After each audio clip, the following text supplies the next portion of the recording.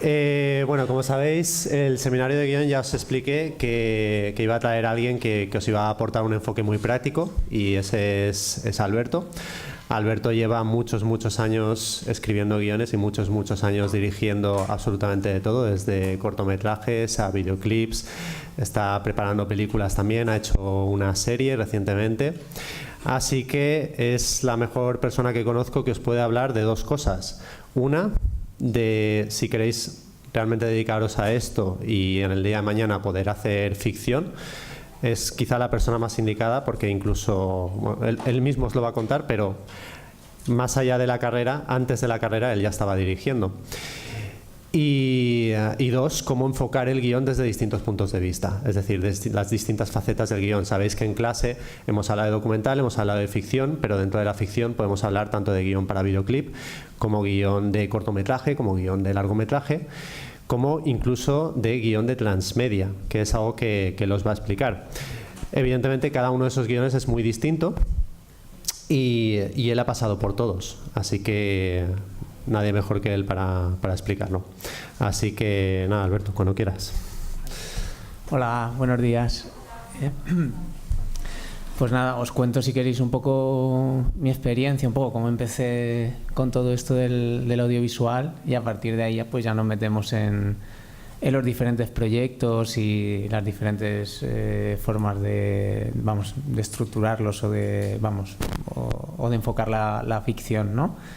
Que en mi caso ha sido también un poco pues por donde me ha ido llevando el mercado, ¿no? Porque también hay que ir sobreviviendo, ¿no? Y te vas metiendo pues en unos sitios y en otros, ¿no? Siempre intentando mantener tu punto de vista, ¿no? Porque también tiene una parte artística importante, ¿no? Esta profesión.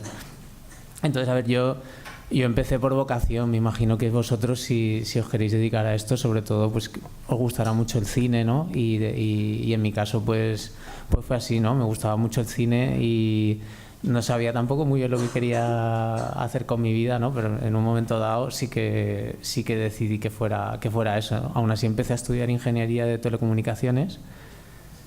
Y el primer año dije, esto no lo veo y tal, y me metí en comunicación audiovisual, ¿no? Que es lo que estáis estudiando vosotros. Y en paralelo a eso, la verdad es que siempre ya con mis amigos desde pequeñito pues ya estaba haciendo cortometrajes. Pues mi padre tenía una cámara y eso, y yo se la robaba y siempre que podía pues estaba haciendo ahí el loco con la cámara. Y durante la carrera también la verdad es que siempre estuve haciendo cortos y me dedicaba la mitad del tiempo casi a hacer cortos y la mitad del tiempo a estudiar. Yo en mi caso me dejé la carrera, incluso en un momento dado, porque me monté ya la productora que sigue en funcionamiento hoy en día, en el 2005, y se montó la productora ese año y yo me dejé la carrera porque ya empecé a trabajar y no podía asumirlo todo. Pero luego más adelante recuperé la carrera, que además fue cuando conocí a Jordi en ese momento. Y vamos, y acabé y me pareció, no sé, me pareció interesante aplicar todos los conocimientos teóricos a todo lo que estaba haciendo ya a nivel práctico. Entonces yo, bueno, en ese sentido lo que os recomiendo es que hagáis todo lo que podáis fuera de la carrera, que ahora con las DSLR, con las cámaras de fotografía se pueden hacer cortos, se puede hacer cualquier tipo de proyecto. Y si podéis acceder a ese tipo de material, lo ideal es que por vuestra cuenta yo creo que vayáis probando y conociendo también festivales, si os interesa el mundo del cortometraje, por ejemplo, o conociendo todo el tema de distribución que hay y tal, y que empecéis a enfocaros ahí, ¿no? Yo la verdad que cuando empecé pues me presentaba también a certámenes y tal y no me cogían en ningún lado, ¿no? Porque claro, y luego más adelante pues ya fui aprendiendo un poco cómo reenfocar los proyectos, qué historias contar y ahí pues vas aprendiendo. En mi caso, vamos, yo empecé llamando a un montón de puertas de productoras de todo lo que conocía y por ejemplo, o sea, para que me dejaran material, para hacer los primeros cortos, para todo, o sea, pero vamos, que llamaba al telefonillo de los sitios y a veces me abrían, ¿sabes? Y se encontraban conmigo, no me conocían de nada y les pedía las cosas, ¿no? O sea que En este sentido os digo que, bueno, que se lo contaba Jordi, que casi todos los casos que conozco de actores o de músicos o de gente que se dedica un poco al tema de lo artístico suelen tener un componente importante de tener un poco de cara al principio y de enfrentarte a la puerta fría y conseguir todo lo que puedas, ¿no? En mi caso, para financiar el primer cortometraje serio que hice, que lo hice en 35 milímetros en su momento, en el 2005, conseguí un inversor que lo pagó todo. O sea, no sé ni cómo lo conseguí, pero vamos, el caso es que, pues eso, llamando a puertas y tal, al final conseguí una persona, un empresario que se enamoró un poco del entusiasmo que teníamos todo el equipo y tal, y nos financió el proyecto. Y a día de hoy, además, ese inversor empresario sigue conmigo en la productora y es mi socio, vamos, o sea que al final ha ido todo bien, ¿no? Pero que en un principio apostó un poco a ciegas, ¿no? Por hacer ficción, ¿no? Y tal. Y en ese caso, pues en un cortometraje que protagonizó Sancho Gracia, que es un actor que falleció hace unos años y tal, y también pues cuando haces cortos la gente se suele involucrar, sobre todo si es de financiación privada, se suele involucrar mucho y te suele ayudar todo lo que puede, porque sabe que estás levantándolo, vamos, de forma pues con muy pocos apoyos, y la gente suele ayudar bastante.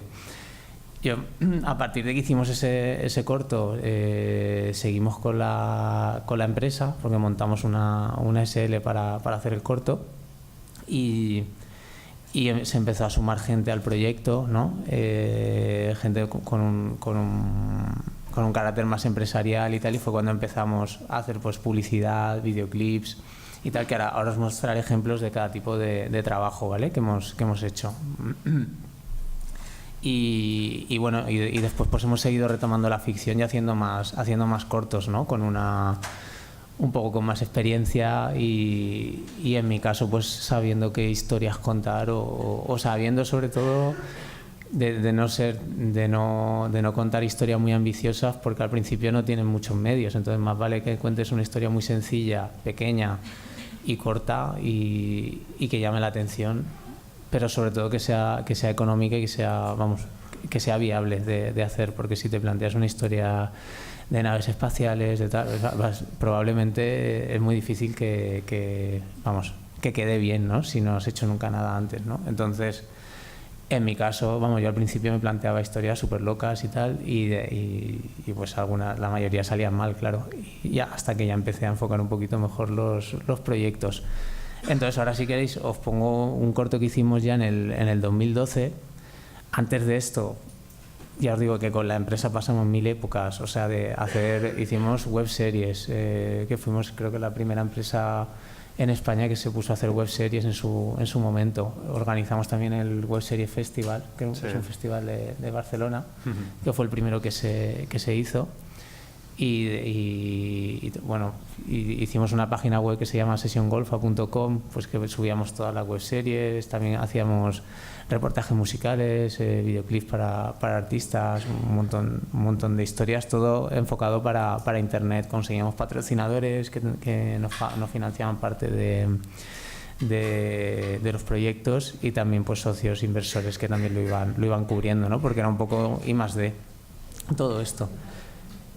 Y luego pues retomamos otra vez la ficción, y este corto que os vamos a poner ahora pues fue uno de los primeros que hicimos ya teniendo un poquito más de experiencia y enfocando un poquito mejor hacia festivales. Entonces, si queréis lo vemos y ahora lo comentamos. Es un thriller y funcionó muy bien a nivel de festivales. ¿Voy a apagar las luces? Sí.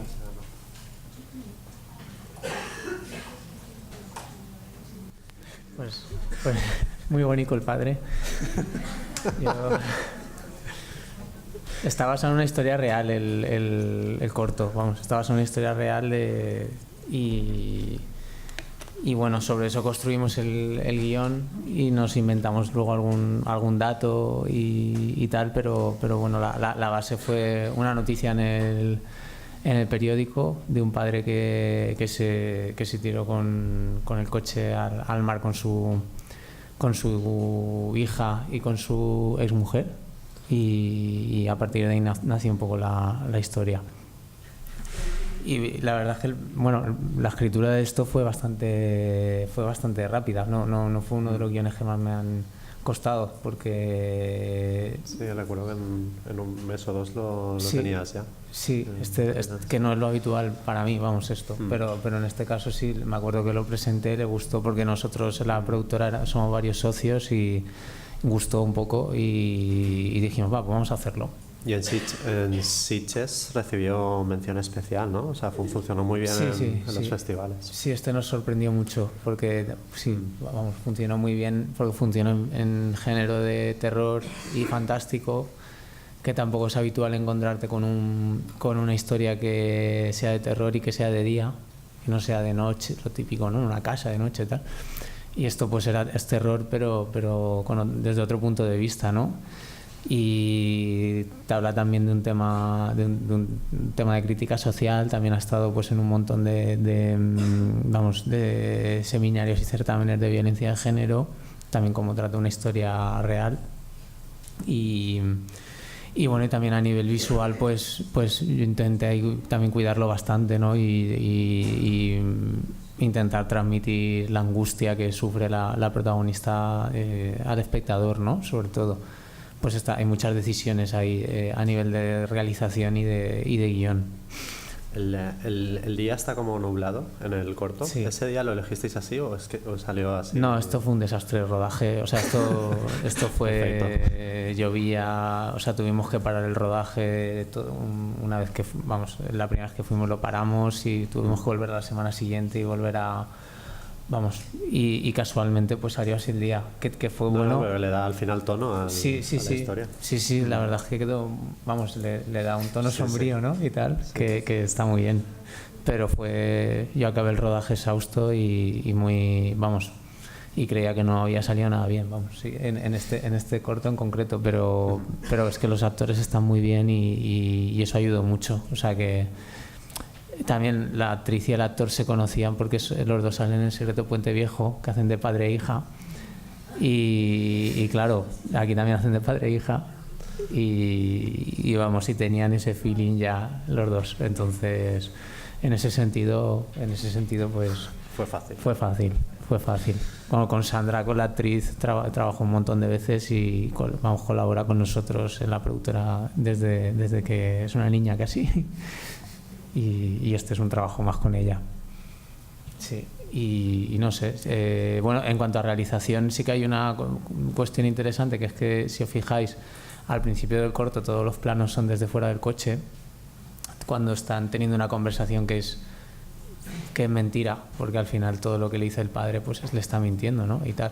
Y en cuanto ella empieza a descubrir la verdad, pues nos vamos dentro del coche y estamos encima de los personajes todo el rato, ¿no? Y eso ayuda a que vaya increciendo la angustia, creo, en el corto. A mí eso me parece que es una decisión acertada de realización. Y en cuanto a guión, es muy complicado en 10 minutos contar una historia que tenga tantos giros y tanta tensión. Entonces sí que le veo a lo mejor que algunos giros a lo mejor son un poco forzados, ¿no? Pero bueno, mientras te los tragues al final funciona. Aún así lo veo que tienen demasiada explicación para lo que me gusta a mí. Me gustaría que tuviera un poco menor de explicación y de diálogos, pero son necesarios para entender la historia también, ¿no? Entonces, cuando abordas un guión de ficción para un cortometraje como este, y especialmente si es de thriller o de terror, a nivel de estructura, por ejemplo, ¿te planteas un punto de giro principal a la hora de elaborar el guión o cómo lo haces? Sí, yo en mi caso sí, o sea, habrá 1000 formas de hacerlo, ¿no? Pero yo en mi caso me hago un esquema, y para mí que a los 3 minutos esto del que casi atropellan a una mujer, que supuestamente es el fantasma de la madre, para mí era básico para atrapar al espectador, porque si no están ahí, estás en un corto de diálogos que dices, ¿esto qué es de terror o qué es esto, no? Y tal. Entonces en realidad tienes que, en mi caso por lo menos, intento meter un elemento de thriller para enganchar al espectador, ¿no? es muy importante el género que estés tratando, mostrarlo al principio vamos, por lo menos yo creo que en un corto de 10 minutos, pues en los 3 primeros minutos tienes que saber un poco por dónde va a ir la cosa, y en una película pues en los 20 primeros minutos deberías saber si es un thriller, si es de género fantástico, si es una comedia, y introducir los elementos necesarios para ello. Y en este caso pues está muy medido. En este caso pues a los 3 minutos está este giro, a los 5 minutos o 6 minutos cuando el padre golpea al policía, que es el punto a lo mejor más sorpresivo que no te esperas, ¿no? Y luego está el último giro, que es que la madre está en el maletero, ¿no? Que a lo mejor te lo puedes esperar un poco más, pero con la tensión que está teniendo la chica ya te dejas llevar y ves el corto hasta el final, ¿no? Y sí, vamos, me planteé la estructura, mucho, y me la planteo siempre en todo lo que hago, mucho. Creo que me la planteo demasiado, que no creo que sea bueno tampoco.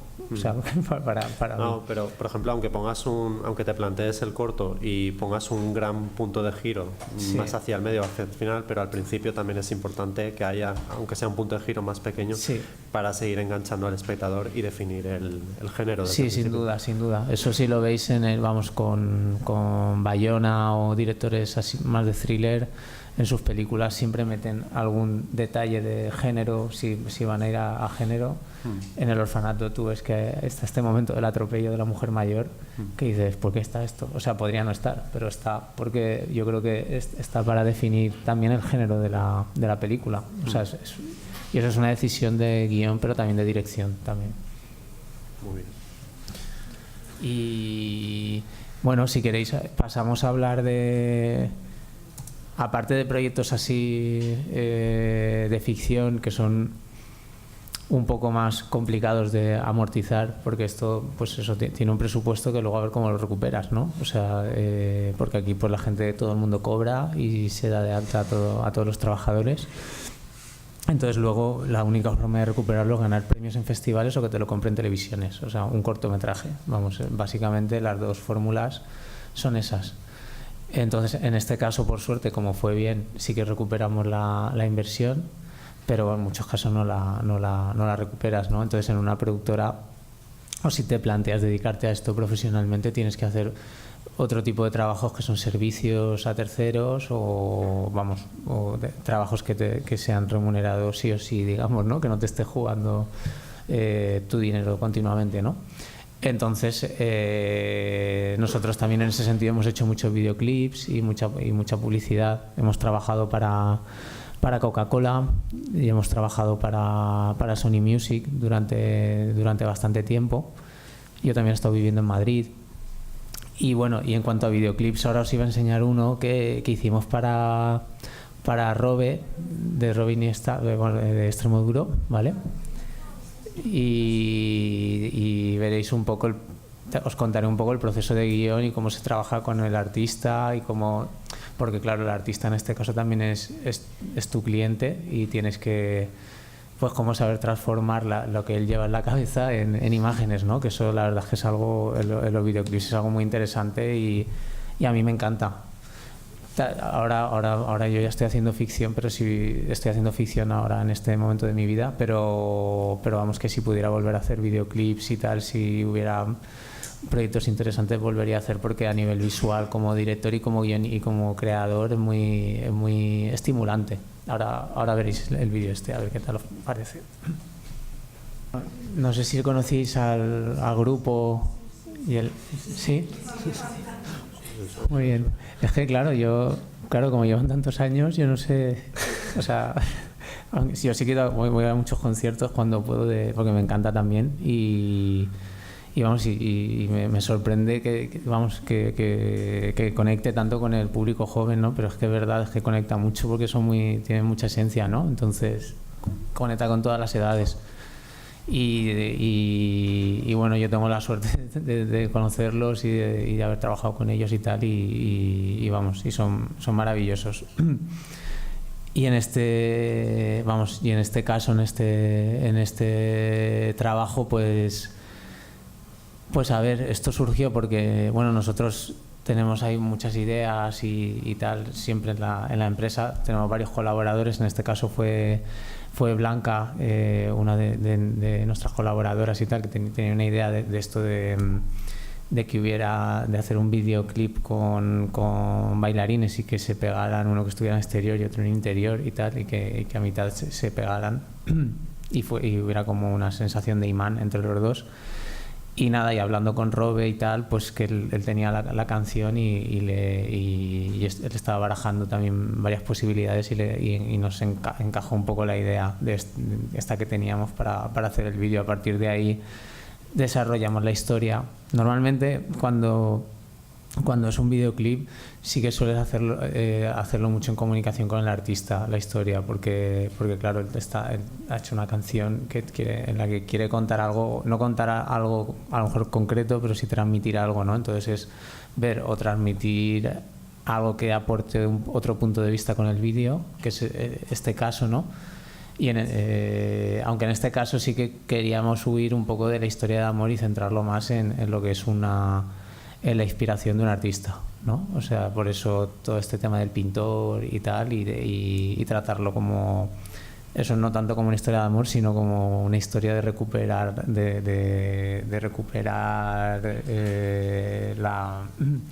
las ganas de pintar o el duende o lo que quieras, como lo quieras llamar, ¿no? Un poco. Y bueno, y lo tratamos así y el guión fue bastante también, vamos, que salió bastante fácil, era algo conceptual. Y bueno, la complicación fue un poco los efectos, ¿no? Que tiene, que eran un poco complicados, y la coreografía. Yo en este caso había hecho ya vídeos musicales con bailarines de primer nivel y tal, y tuve la suerte también de que conocí a Hugo, el bailarín, y se sumó al proyecto y nos hizo la coreografía y se encargó de esa parte que realmente también es básica para este vídeo, vamos. Entonces esa es un poco la historia. No sé si tenéis alguna duda, preguntadme, lo que queráis, vamos. Y si no, no sé, tú... Ahí tienes uno. Sí. Sí, pues mira, eso es un decorado falseado. O sea, eso es construimos el techo en el suelo y pusimos la cámara al revés, o sea, básicamente. Y el bailarín tenía que hacer como que estaba en el techo. O sea, él con sus gestos y tal, tenía que hacer ver como que estaba en el techo. Entonces era un poquito, sobre todo lo más complicado, lo que hicimos más pruebas de con el bailarín, para que él pudiera hacer unos movimientos que fueran creíbles al revés. O sea, eso era lo más friki de todo, pero que, bueno, al final quedó bien. A modo técnico, yo me he quedado antes con la duda de la furgoneta. Sí. Cuando se tira al mar, sí. Se ve cómo se tira al mar. Pues a ver, te cuento. Eso, a ver, este corto lo hicimos en el 2012, entonces todavía íbamos de medios un poco precarios, o sea, entonces hicimos, bueno, hay dos planos en realidad, bueno, hay tres planos. Está el plano general con la furgoneta que se ve cómo rompe un muro de piedras y tal. Ese plano es en digital, ese plano es una composición digital con una furgoneta en 3D que lo hizo una empresa de efectos digitales. Eso por un lado. Luego está el plano de la cruz así en primer término y que se ve cómo va cayendo, ¿no?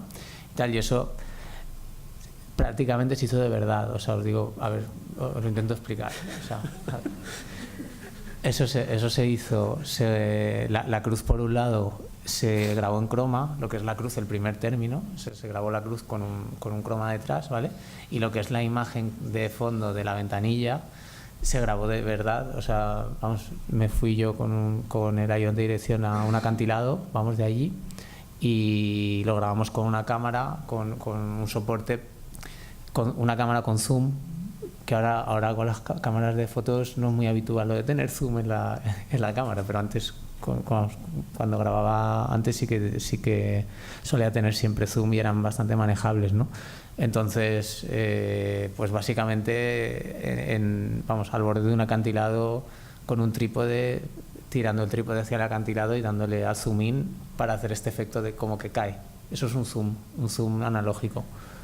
Y se hizo así, o sea, se hizo así y luego eso se integró con la cruz esta que está en primer término, que eso está grabado en croma. Y te da la sensación esta un poco de vértigo, ¿no? Pero porque es un zoom de verdad a un acantilado, vamos, es un... Sí, nos la jugamos un poco, vamos, pero mereció la pena al final, sí. Quería preguntar por el coche de policía en el Sí. ¿Cómo conseguisteis un coche de policía y poder grabar? Eso pidiendo permiso al ayuntamiento de Benidorm, en ese caso el corto se grabó en Benidorm y pedimos permiso al ayuntamiento y nos cedieron el coche. Sorprendentemente, a veces las administraciones colaboran bastante con este tipo de proyectos, o sea que sí, vamos. Si hay a ver, sobre todo tienes que conocer gente de producción que tenga buen contacto con las administraciones. Pero si tienes a la gente adecuada en el equipo, sí que te puede conseguir todas estas cosas y muchas veces son cesiones. O sea, en este caso fue una cesión del Ayuntamiento de Benidorm que normalmente siempre se ha portado muy bien con nosotros. El Ayuntamiento de Valencia también se porta bastante bien. Ahora además tienen una film office que se dedica a que tú puedas pedir permisos de rodaje y es todo gratuito. Y vamos, en general, a ver, hay sitios que no, pero yo ya después de hacer tantos vídeos tengo como varios feudos donde sé que colaboran con los productores y nos ceden material y les interesa que grabes allí y te apoyan. Entonces es saber dónde te pueden apoyar en este sentido. También de esta producción, supongo que se encargaron de cortar la carretera. Bueno, en ese caso es que localizamos una carretera que estaba cortada ya, o sea que estaba por debajo de la carretera principal y estaba ya cortada, lo cual estaba muy bien, porque si tienes que cortar una carretera es realmente complicado y eso sí que es muy difícil hacer toda una historia en una carretera que haya que cortar, porque es muy difícil que te den un permiso para cortarla tanto tiempo. Nosotros en otro corto que hicimos, en uno de los últimos que hicimos, en 2017, también en su mayor parte era una carretera y grabamos con tráfico, o sea que sí grabamos con tráfico, vamos, con el sonido del tráfico. Y mi última pregunta es por la sangre, porque tiene un tono más rosáceo. Ah. ¿Cómo la conseguiste? Pues a ver que lo piense. Yo es que no sé ahora mismo quién hizo esto. Sí, vale, ya. Sí, lo hizo Amparo. Explica los tipos de sangre y todo eso. Sí, esto lo hizo Amparo. Pues eso me imagino que sería sangre. Hay una sangre que vamos, de maquillaje especial que trata de imitar la sangre. En este caso me imagino que creo recordar que se utilizaría esa sangre. A lo mejor la tonalidad que tiene no es tanto debido al material que se utilizó, sino al talonaje, a la corrección de color que se hizo, que a lo mejor no es la mejor. O sea, no se hizo tampoco con muchos medios y a lo mejor no quedó todo lo bien que debería. Lo que pasa es que lo de la sangre es complicado, porque la corrección de color, si te la llevas muy contrastada, queda oscura. Y demasiado oscura que parece negra. Entonces, para conseguir ese color que tiene que ser en rojo pero realista, a veces cuesta para casar con el resto de colores que te interesan para la atmósfera de la historia, ¿sabes? Entonces, en este caso, como el corto tiene un poco una pátina así amarilla y tal, pues me imagino que por tener esa pátina, a lo mejor también eso afectó al color que tiene la sangre en el corto. Eso sería eso.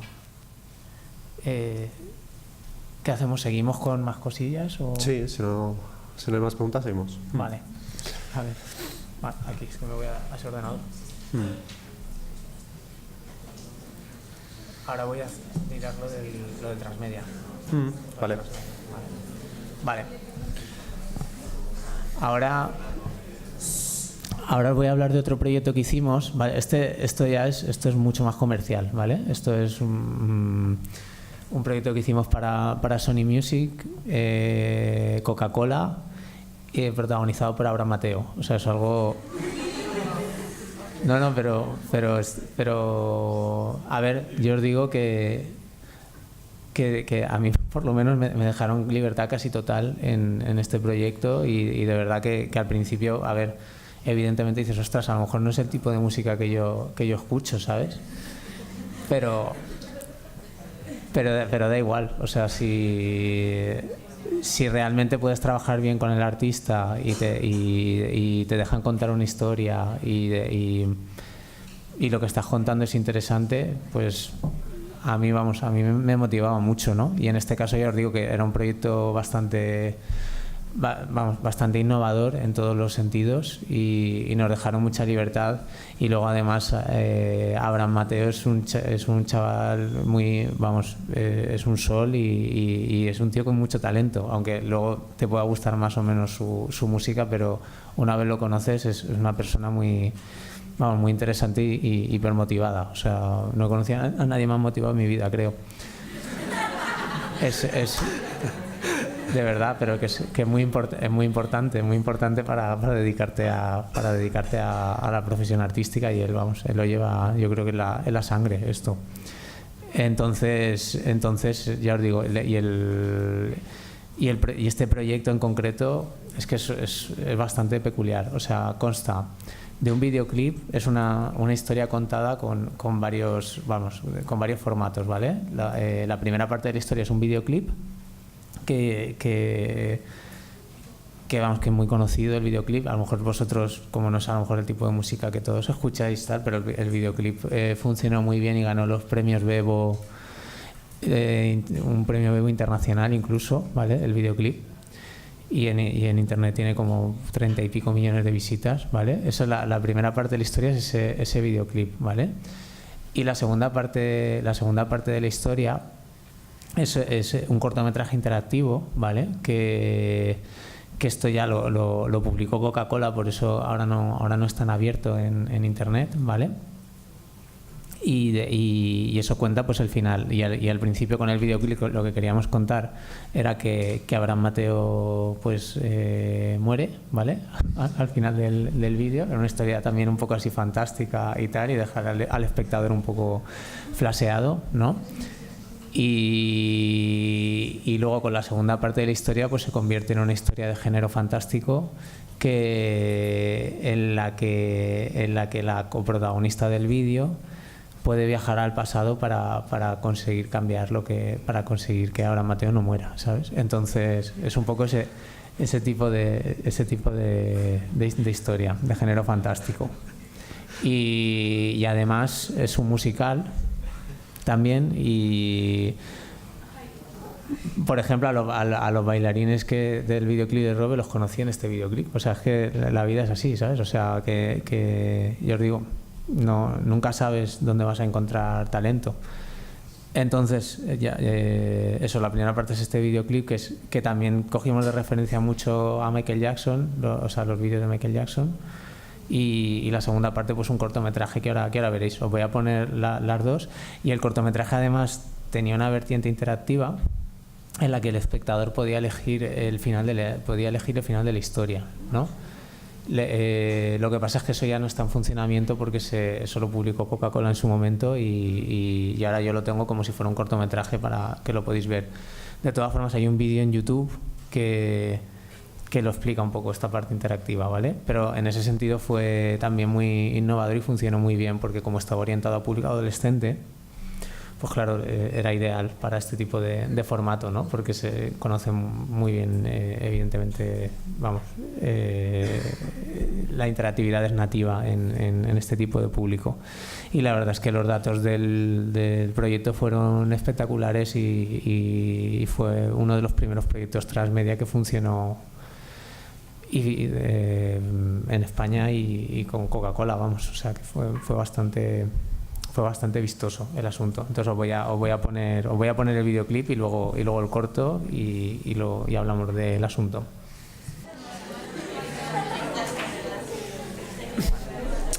Bueno, Alberto creo que es la única persona que puede decir que ha matado a Abraham Mateo. Sí. Bueno, es imposible que no tengáis preguntas sobre esto.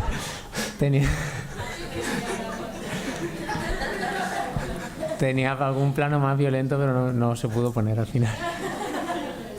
Iba en serio, sí. Pero bueno, tenía una parte interactiva. La segunda parte que habéis visto tenía, había varios momentos en el vídeo que tú podías resolver acertijos, historias y tal, y la historia iba avanzando.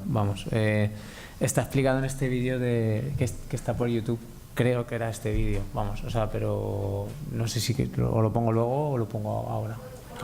¿Lo pongo ahora?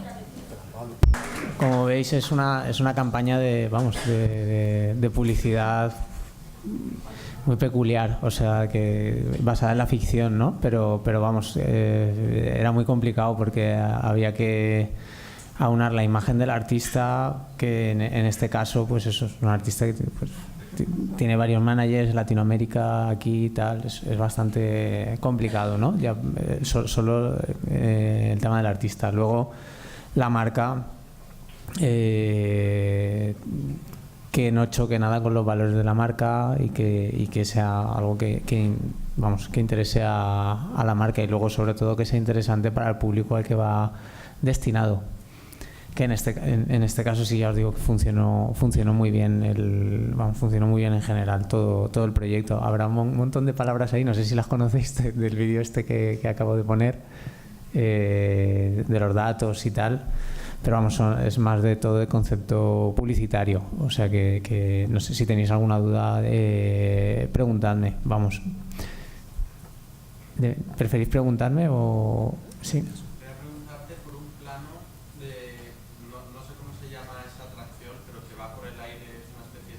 Sí. ¿Cómo lo hiciste? Pues como tiene varias sillas, el cámara iba en la silla de atrás. Pero ¿estaba montado en una atracción de verdad? Claro. Sí. Es que grabamos en Terra Mítica este vídeo. Lo grabamos en Terra Mítica de noche. Nos dejaron ¿Cómo sería una cámara grande ahí arriba? Sí, bueno, claro, una cámara grande, allí estaba el cámara con su ayudante montado en la atracción, y delante pues los actores, y yo abajo pues con el monitor donde lo voy viendo todo. Sí, se hizo así. Sí. Y en cuanto a guión tampoco, fue un proceso largo, porque os digo por eso, porque como hay tantos clientes en medio, había que hacer algo en el que todo cuajara bien, ¿no?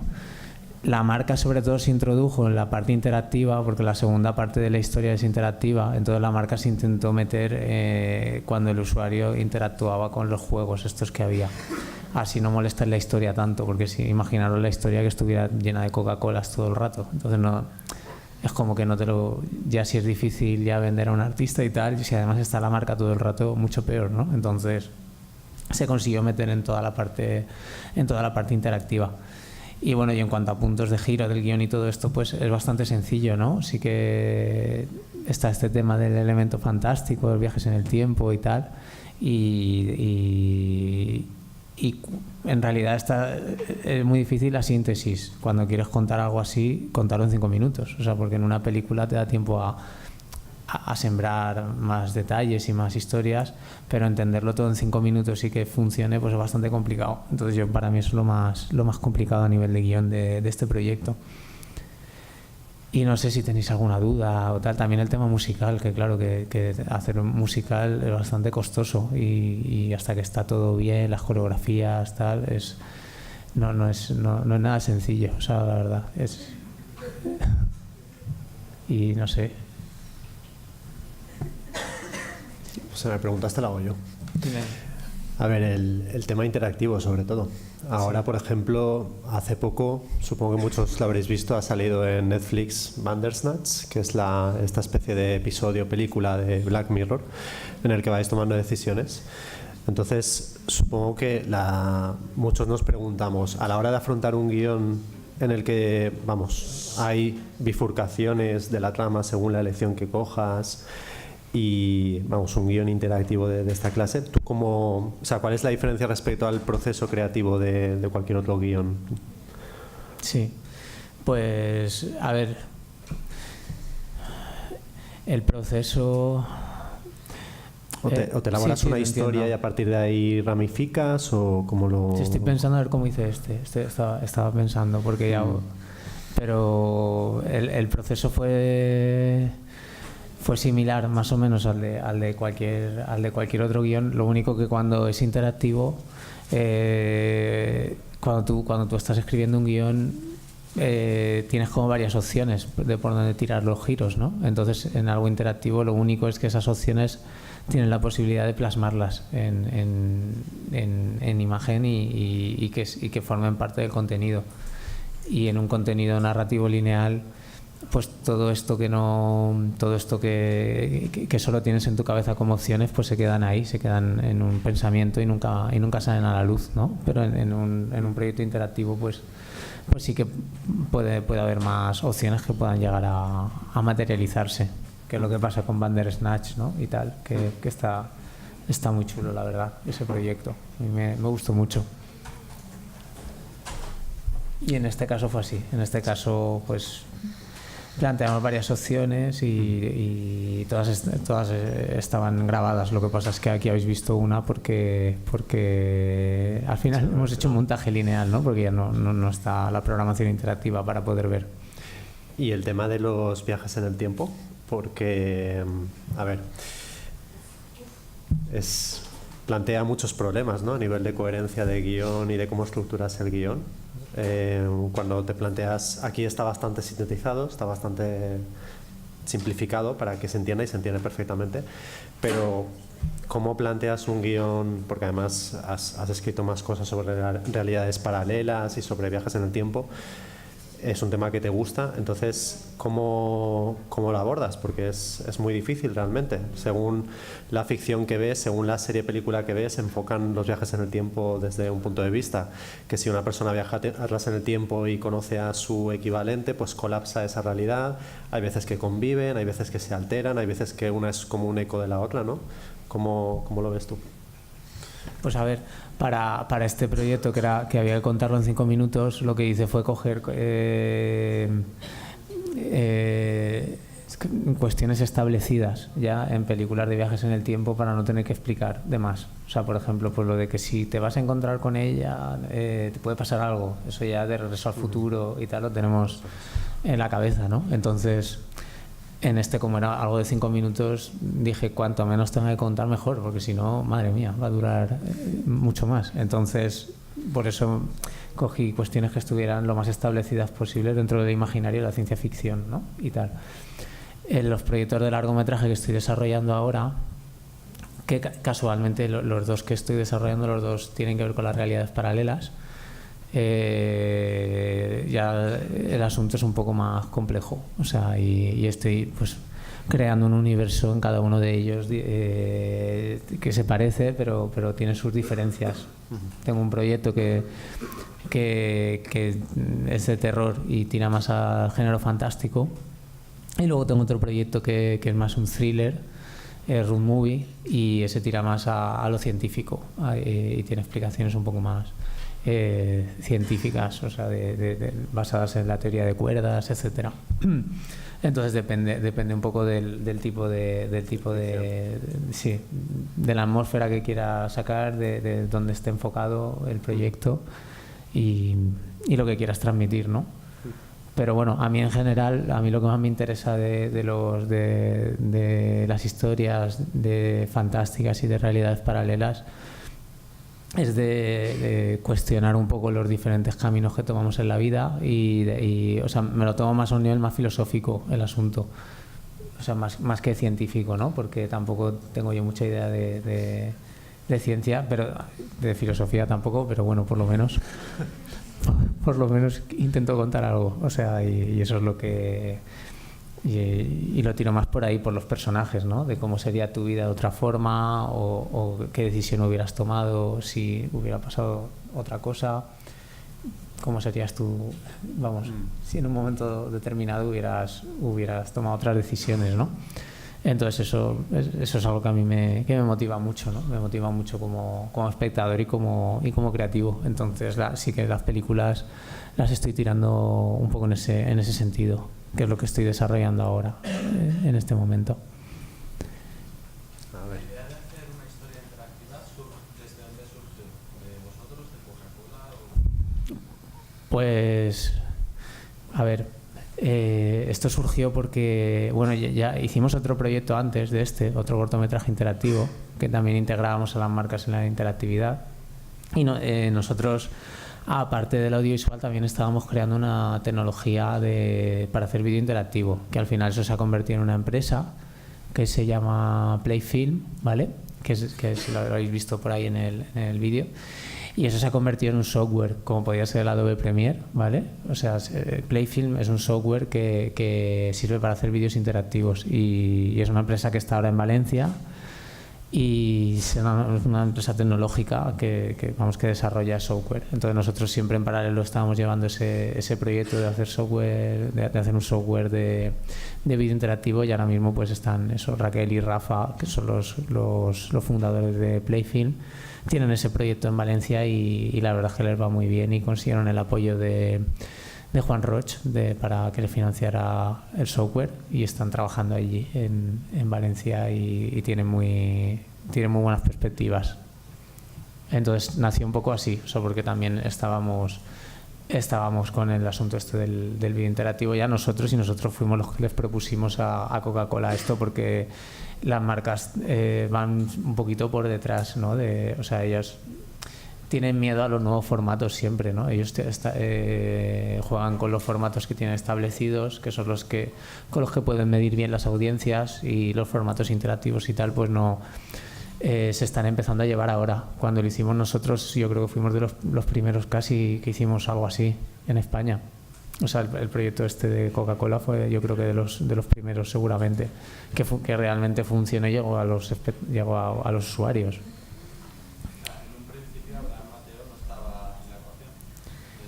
En un principio, a ver, espérate que me acuerde bien, o sea, pero creo recordar que sí, que yo tenía como un planteamiento de historia, de viajes en el tiempo.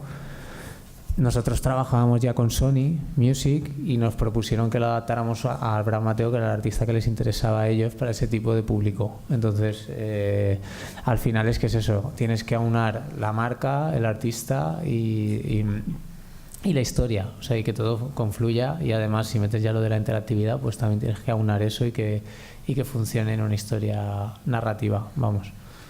Pero bueno, ya digo, fue complicado, pero bueno, al final parece todo simple y tal, y que se entiende y funciona, pero el proceso es complicado porque son muchas reuniones con mucha gente diversa.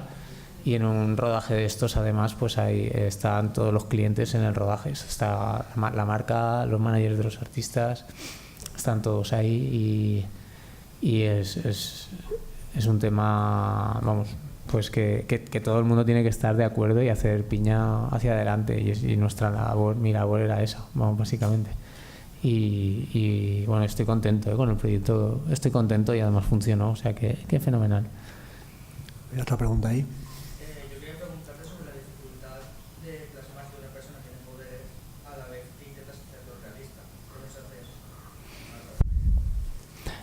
Sí, a ver, en mucho cine actual lo consiguen, ¿no? Ya entra dentro de nuestro imaginario, ¿no? Tal vez, no sé si algún tipo de espectador puede ser que le sorprenda, ¿no? Pero a mí ver un tipo de cine naturalista integrando elementos fantásticos, me parece que es absolutamente, que puede ser natural, ¿no?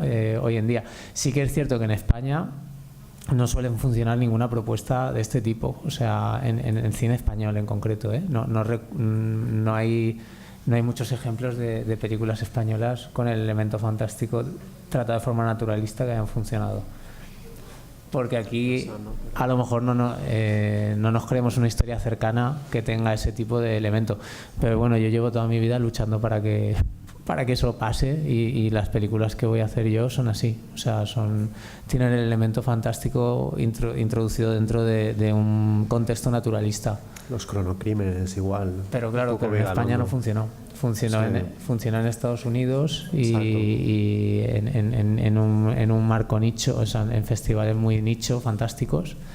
En ventas internacionales, que yo también los proyectos de largometraje los estoy tratando un poco así, de que tengan ventas internacionales y que tengan un público fuera de España, sabiendo que en España probablemente no sea la película que más vaya a ver la gente al cine, porque no hay un público masivo que le interesen a lo mejor ese tipo de historias, ¿no? Aún así, a mí me da un poco igual. O sea, quiere decir que yo voy a... Yo como creo en ese tipo de historias y tal, espero que algún día pues la gente las pueda volver a ver y también en nuestro país puedan funcionar. Pero vamos, yo creo que a nivel global sí que hay un público que le interesa ese tipo de historias a nivel mundial, me refiero. Si sumas a la gente de todo el mundo, sí que tiene un mercado este tipo de historias y público que le interesan y que se las puede creer. Si es a nivel más de nuestro país, es más complicado financiar toda una película que esto, porque es un poco, pues eso, dicen, para un público friki, para un público tal, no, es, bueno, a mí me encaja perfectamente. Estamos hablando antes de la serie de OA, esta de Netflix. Claro, ahora con Netflix puedes ya, con Netflix o plataformas de vídeo bajo demanda, los proyectos ya son globales, o sea, ya los puedes vender en todo el mundo, con lo cual puedes hacer historias más arriesgadas y tener público en todo el mundo, con lo cual puedes financiarlas, que eso es lo importante al final. Pero vamos, yo me lo planteo como algo natural totalmente, o sea, que no... Ha habido películas que introducen el elemento fantástico desde hace mucho tiempo, pues eso que hablábamos antes también, Atrapado en el tiempo, ¿sabéis cuál es? La de Harold Ramis, la de este hombre que Bill se repite. Murray. El día de la marmota. Pues eso, un elemento fantástico introducido dentro de una historia cotidiana, pero en ese caso sí que tiene un tono más de comedia, más que no es a lo mejor tan naturalista, pero a lo largo del tiempo se ha ido trabajando esto y ahora ya podemos concebir ese tipo de historias sin problema. ¿Una pregunta más? Bueno, si queréis os hablo un poco de... Bueno, no sé si hay algún vídeo más. Vale, sí. Bueno, ahora creo que ya era lo de las películas, ¿no? Sí. A ver, tengo que hablar de las películas, del guión de largometraje, que en mi caso, pues eso, como os comentaba, como he hecho tanto vídeo interactivo, pues al final me ha surgido, cuando me empezó a escribir largometrajes, hacer historias de realidades paralelas, ¿no? Yo creo que de tanta interactividad pues me ha salido por ahí el asunto. Y eso, estoy con 2 proyectos ahora. Un proyecto se llama Visitante, que es todo dentro de una casa y son muy poquitos personajes. Entonces ha sido un guión realmente complicado de escribir, porque en una sola localización y con tan pocos personajes es muy complejo contar una historia que sea creíble y que tenga giros interesantes. Y ese lo vamos a grabar este año, este proyecto. Y bueno, hice un teaser que lo hicimos en el 2015, que estuvo en el Festival de Sitges, para que os hagáis un poco la idea del tono y tal, aunque los proyectos de largometraje van cambiando y a lo mejor incluso pues varía el casting o varias cuestiones, ¿no? Pero para que os hagáis una idea de la atmósfera.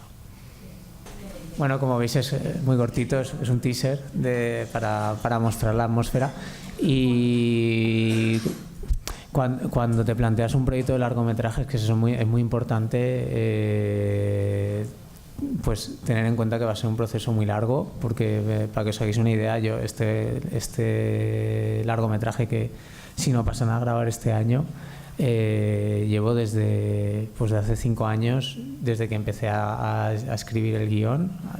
Luego grabamos el teaser para intentar ir levantando financiación, convenciendo a gente que se sumara al proyecto, y hemos hecho versiones y versiones y versiones de guión, y yo todavía no estoy contento. O sea, a lo mejor, que con el guión me refiero, que el guión es un proceso que para que realmente te guste y tal, pues lleva muchos pasos. Es bueno pasarlo por analista también, para que te den un punto de vista externo. Yo también recomiendo mucho que escribáis en pareja, que no escribáis solos, porque sobre todo si es una historia compleja, porque porque escribir en pareja también muchas veces te ayuda a desechar ideas que no son buenas o a simplificar. Y creo que la clave de todo pues es eso, simplificar y saber bien la esencia de lo que estás contando y desechar lo que no, porque además en cine todo lo que grabes es mucho dinero, entonces cuanto menos grabes mejor. Entonces decidir qué es lo que tienes que realmente acabar grabando es lo importante, y es importante invertir tiempo en el proceso de escritura. Más vale que te tires, si vais a hacer un corto, más vale que os tiréis 4 meses escribiendo el guión que uno, o sea, si podéis, vamos, o sea, si cuanto más tiempo mejor.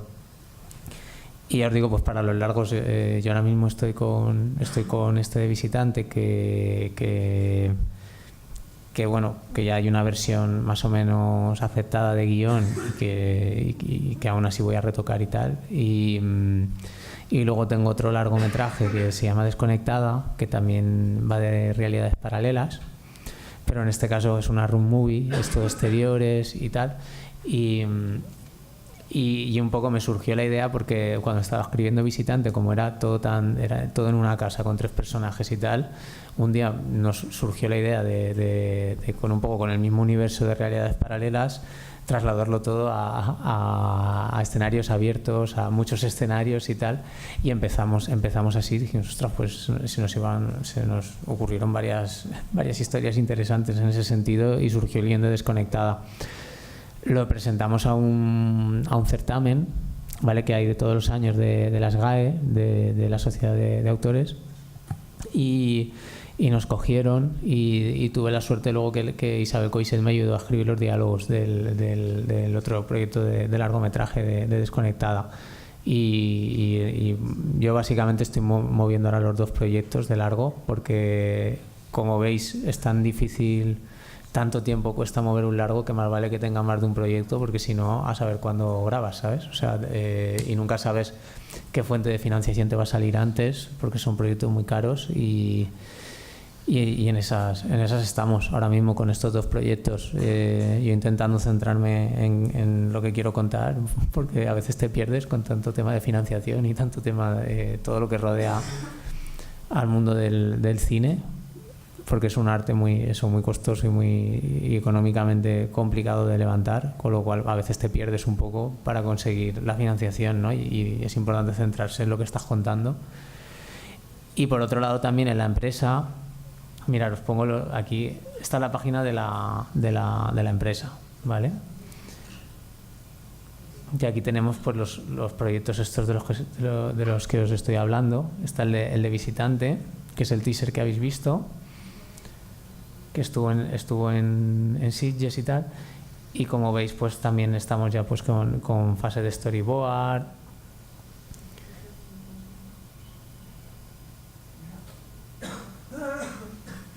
Hacemos storyboard sobre todo de las secuencias más complicadas a nivel visual. Y es importante, vamos, yo después para otro tipo de proyectos no utilizo storyboard, depende del proyecto, ¿no?, y del tiempo que tenga.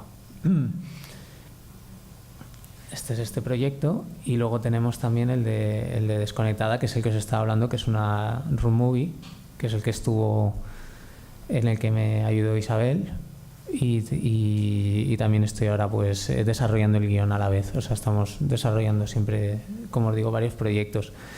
Y lo último que hemos hecho en la productora, que acabo de dirigir, acabo de terminar el rodaje, es esta serie, que es una serie para Apunt, que conoceréis, ¿no?, la nueva cadena de aquí de Valencia. Y es una sitcom, o sea, como puede ser Modern Family, un poco con un tono naturalista, de 13 episodios, y se estrenará en septiembre si todo va bien. Y el proceso de guión en los largometrajes pues es un poco más solitario, ¿no?, porque si tienes suerte lo ideal es que tengas un co-guionista, ya os digo, para ir, porque es muy largo el proceso, y más vale que tengas a alguien que te esté ayudando, y sin un analista, y sino un script doctor, que se dice. Un script doctor es una persona que va siguiendo el proceso de escritura y te va dando recomendaciones, que en mi caso lo que hizo Isabel Coixet, ¿vale?, y te va ayudando a retocar las escenas, los diálogos. Y un analista es alguien que te hace un análisis del guión en un momento dado y te pasa un informe con pautas que él haría, o sea, con los puntos flacos que él ve, pero no te da soluciones. Las soluciones ya las encuentra la persona que está escribiendo, claro. Entonces muchas veces también estos analistas y tal están en las empresas distribuidoras a las que tú presentas los proyectos para ir consiguiendo financiación, ¿vale? Pues ese es el proceso del largometraje, ¿no? Que es yo os digo que es un proceso de los que estamos. Y luego el proceso de la serie es más como la televisión es como un cliente más, igual que cuando yo he hecho un videoclip o cuando he hecho publicidad, pues la televisión te compra un proyecto, una biblia de una serie, que en este caso la biblia consta de un mapa de tramas, de desarrollar todos los personajes, de por dónde va a ir la historia y desarrollar los 2 primeros capítulos en muchas ocasiones. Y en este caso, pues si queréis os hablo del caso concreto de Diumenge Paella, que tuvimos la suerte que nos la compró Apun Media y para bueno, como empresa pues viene muy bien porque es algo que te permite sobrevivir y aparte hacer ficción y potenciar la industria en Valencia, además, aquí en nuestra comunidad, ¿no? Entonces nosotros estamos muy contentos de haber podido hacer esta serie, aparte de que estamos muy contentos porque ha quedado muy bien y pensamos que va a funcionar. Entonces el proceso de guión es muy complejo, o sea, en este sentido, por ejemplo, vinieron 2 personas, dos guionistas con el proyecto a nuestra productora y luego a la cadena le interesó el proyecto y con la ayuda de la cadena pues nos metimos a desarrollar el proyecto con el punto de vista que la cadena quería, con lo cual el proyecto pues muchas veces cambia bastante y hay una figura pues que es el coordinador de guión, que es el que coordina a la gente que está escribiendo y el que conoce toda la historia, y luego hay una figura que es el showrunner, que es el que está en contacto con la cadena y que supervisa un poco la creatividad del proyecto, que en este caso lo he asumido yo en este proyecto, ¿no? Y en este caso, como os digo, pues era coordinar a unos 7 guionistas para escribir 13 capítulos, y aparte también teníamos un analista de la propia televisión, aparte de la directiva de la televisión, que también enfoca el proyecto, porque hay un director de ficción que va enfocando el proyecto. Y os digo, y el proceso es un poco de esta manera. Son muchas horas y al final salen cosas chulas y bueno, y sobre todo es trabajar con gente e intentar divertirte, porque si no son tantas horas que si no te diviertes no merece la pena. Tienes que intentar divertirte siempre en esta profesión. Y no sé, preguntadme cosas si queréis, o de las películas o de esto, vamos, si tenéis dudas. Yo quería preguntarte sobre la serie, porque cómo encajar un capítulo en la forma de guión, quiero decir, en el guión, cómo encajar un capítulo y otro, cómo entrelazarlos y tal, porque yo la veo como una peli fragmentada, por así decirlo, porque tiene un principio y un final, pero va periódicamente, ¿no? Cada semana y tal. ¿Cómo se encaja? ¿Cómo se entrelaza? A ver, en el caso de nuestra serie, en el caso de Diumenge Paella, como os he contado, tiene como referente Modern Family. Entonces cada capítulo tiene historias autoconclusivas.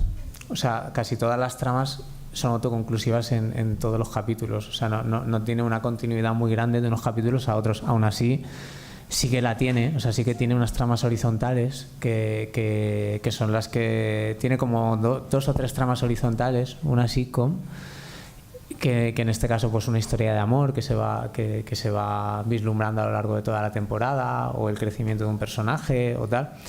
Pero ya os digo que en el caso de una sitcom las tramas que más importan son las capitulares, o sea, son las autoconclusivas de cada capítulo, y entrelazar esas tramas autoconclusivas también intentar encajarlas con las horizontales, que son las que comentas, que son para enlazar toda la temporada, ¿no?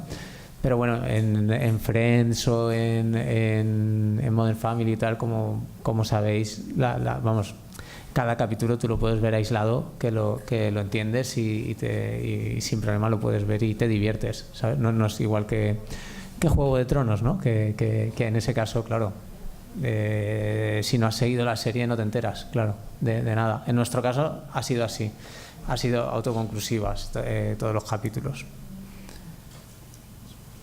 Yo, que así más en general, como creador de contenido y tal, en algún momento cuando has ido a venderlo o tenido que comprar un proyecto, lo que sea, has dicho que no, porque te lo censuraban o te lo cambiaban o algo así. ¿Me entiendes? Sí. Estoy pensando, a ver. Hombre, censurar no he tenido la suerte todavía, no sé, no, a ver, sí que me ha pasado que algún plano que he grabado y tal, sí que no se censure, pero para el tipo de público que va orientado no les interese ponerlo porque se considera muy violento o tal o cual. Eso sí que me ha pasado. Censurar contenido, no tanto censurar, pero hombre, orientarte sí. O sea, si tú puedes, pero es que eso forma parte del trabajo creativo también, ¿eh? O sea, porque tú puedes dar ideas y si o la cadena o el cliente ve que no van en la línea que ellos esperan, sí que te orientan hacia otro lado, ¿no? Lo que pasa es que lo ideal en estos casos es que tú trabajes para gente que te alinees bastante a nivel de lo que quieres contar, porque si no es un infierno. Sí que me ha pasado que, ahora que lo pienso, que en algún videoclip que he hecho y tal, pues que te cogen a ti porque saben que lo vas a hacer bien, te vas a ajustar al presupuesto y que va a quedar algo de calidad, pero no piensan a lo mejor en ti como artista, como qué es lo que hace este hombre, ¿sabes? ¿Qué es lo que hace esta persona? ¿Sabes? ¿Qué se le da bien hacer esta persona? Entonces a lo mejor te empiezan a pedir cosas como que están fuera de tu espectro un poco pues no, algo así, no sé cómo te digo, como más tipo de videoclip de rap o de reggaetón o cosas así, ¿no? A mí me ha pasado que me empiezan a pedir cosas así y claro, y yo en un principio pues intentar llevarlo por un lado más narrativo, que es lo que yo suelo hacer, ¿no? Y al final pues llegar a un punto medio que normalmente, o sea, lo ideal desde luego es que la persona que lo hace esté cómoda, porque si no es que no tiene ningún sentido. Entonces mejor que no te cojan. O sea, si el cliente quiere otra cosa, mejor que no te cojan. Yo sí que desde que me pasó eso tengo un poco de cuidado de en dónde meterme, porque ahí sí que lo sufrí un poquito, aunque luego salió bien, pero no sé, que no entendía muy bien por qué tenía que tener esa estética más reggaetonera o más tal, porque no, luego iba a funcionar igual, pero normalmente son cuestiones de que las empresas o las discográficas o tal tienen pensado un público y quieren algo concreto. Entonces, hombre, lo ideal es que elijan al realizador adecuado a eso, ¿no? Yo en mi caso me adapto, pero hasta cierto punto. Yo sí que hago las cosas casi todas de una forma similar. O sea, siempre intento narrar de la misma forma y no... Tengo un código un poco personal mío que intento no saltarme. O sea, sí que creo que es importante tener normas. O sea, como realizador o como artista o como tal. O sea, tener unas normas que no saltarte para tener un estilo, porque si no, a ver qué estilo tienes, ¿sabes? Y que, no sé, a ver cómo se te define un poco, ¿no? Entonces, yo en ese sentido sí que intento respetar esas normas, y sí que ha habido algún pequeño conflicto, pero nada dramático. O sea, nada que no se pudiera haber hablado antes mejor o haber organizado mejor de otra forma, vamos. O sea, pero no me ha pasado esto de que presente algo y note la censura o la censura política o la censura tal. Aún así, ya os digo que eso, si trabajas para un cliente sí que te tienes que adaptar un poco a lo que él pretende vender. Más te vale que no estar en contra de lo que quiere vender, porque si no va a ser un infierno. O sea, porque vas a estar pensando todo el rato, ostras, estoy vendiendo esto y no está dentro de mis ideales. Entonces más vale que elegir bien, aunque cuando empiezas tampoco puedes elegir mucho, ¿no? Una pregunta más. ¿No? Pues nada, si no tiene más preguntas, le damos las gracias a Alberto con un aplauso.